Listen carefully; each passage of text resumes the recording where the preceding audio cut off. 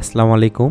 আপনারা কি জানেন বাংলাদেশের মাটিতেই বর্তমানে আজোয়া খেজুর চাষ হচ্ছে? চলুন আজোয়া খেজুর সম্পর্কে বিস্তারিত জানি। পুরো ভিডিওটি না টেনে আমাদের সাথে থাকুন।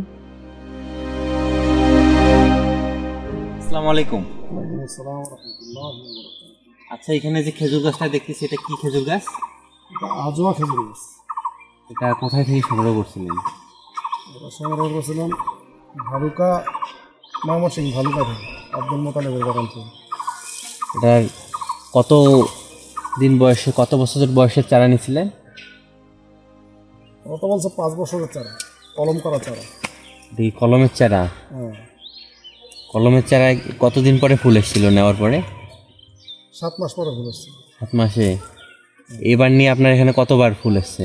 আমার ফুল আসছে এই পর্যন্ত, এটা নিয়ে 4 বার।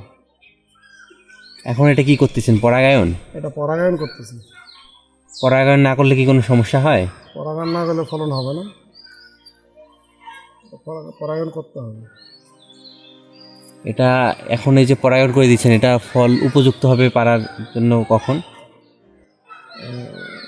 জুন, জুনের শেষে এবং জুলাইয়ের হয়তো প্রথমের দিকে। এটা কি বাজারে সরবরাহ করতেছেন না নিজের জন্যই এখনো আপাতত? পর্যন্ত আমি সরবরাহ করিনি, নিজের জন্য এবং মানুষকে খাওয়াইছি এই পর্যন্ত।